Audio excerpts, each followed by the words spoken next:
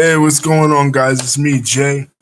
Yeah, I just wanted to talk a little bit about the big announcement from the WWE today that Eric Bischoff is going into the WWE Hall of Fame. Yeah, you heard that right. Eric Bischoff, the godfather and the intellectual father of the NWO. Throw it up. The New World Order, what I consider to be the greatest faction in the history of professional wrestling, is going into the Hall of Fame. Uh, to me, this man, besides Vince McMahon, was the greatest wrestling promoter that ever existed in the history of professional wrestling. He competed, one of the only two men in history. The other was the late Jim Crockett Jr., who I did a video on before in my archives. One of the only two men to ever compete with Vince.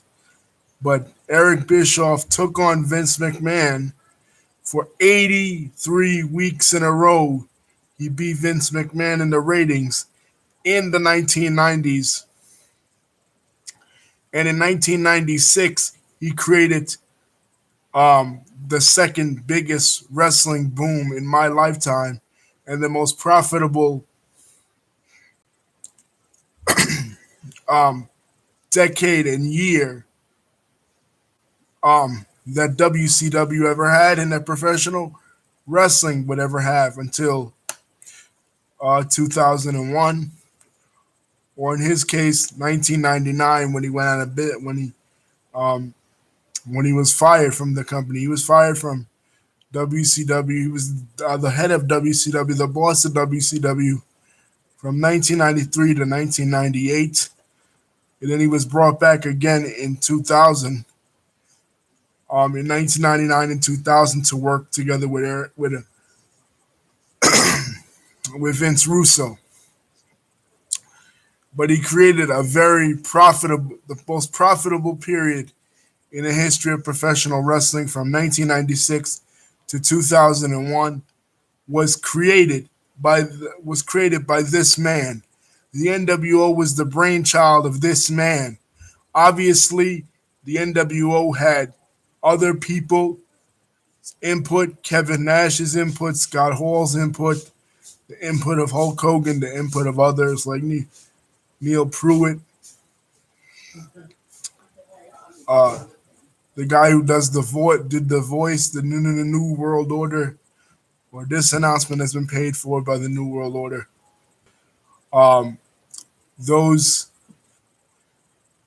those announcements and other people gave their input, but when Eric Bischoff in 1995 created Nitro and decided to go head to head with Vince McMahon and defeat Vince McMahon in the ratings for 83 weeks in a row, um, there was nothing like it. There was nothing like being a kid, being a young wrestling fan, a kid and a wrestling fan from 1996 to 2001, being so excited on Monday nights to flip between the channels, between Monday Night Raw and Monday Night Nitro, and be excited, to see what was going to happen next, to see what was going to um, occur next. And it was all because of this man, all because of Eric Bischoff. He gave Vince the spark in 1994 when he signed Hulk Hogan, and then in 1995 when he created Nitro, and then in 1996 when he created the NWO to compete. Other uh, other promoters have tried to follow in his footsteps, like Tony Khan, like Dixie Carter, but they've been unsuccessful. Tony Khan has been somewhat successful. Um,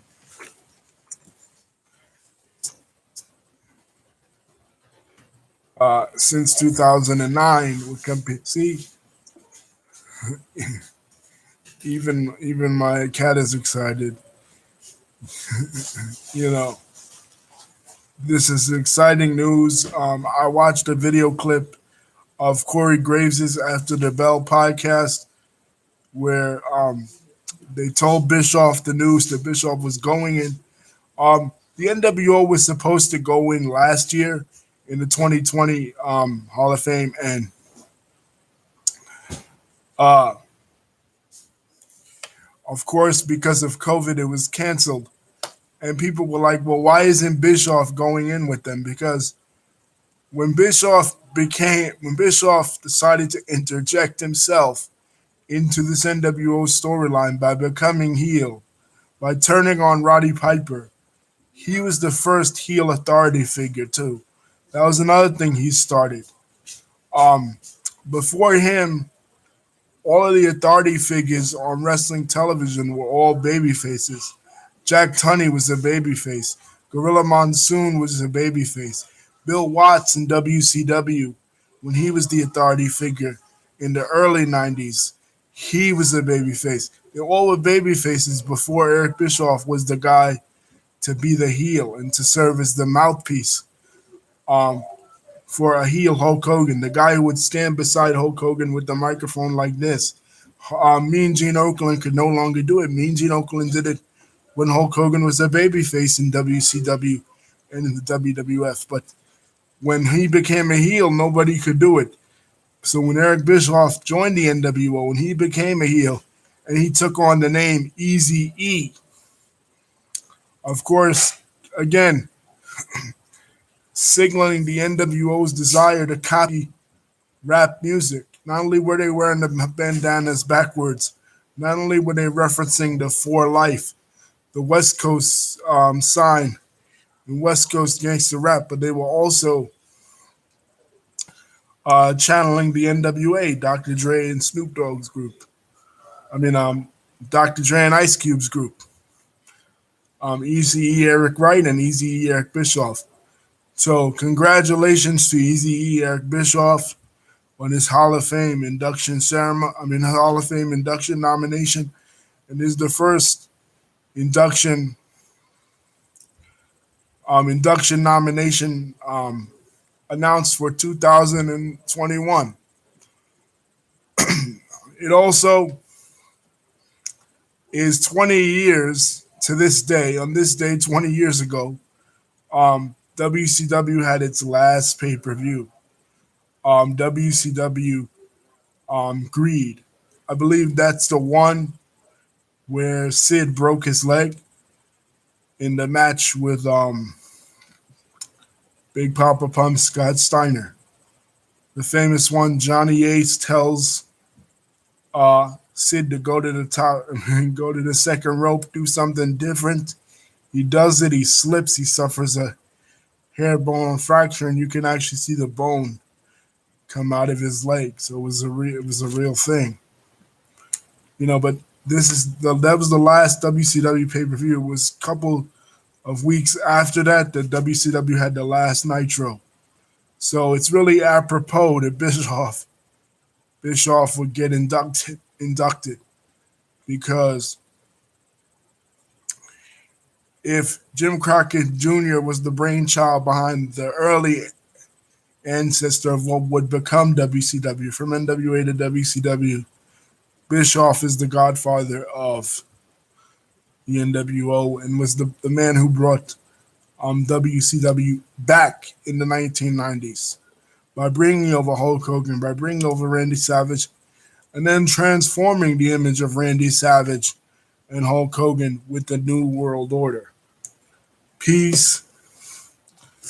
And once again, congratulations to Eric Bischoff.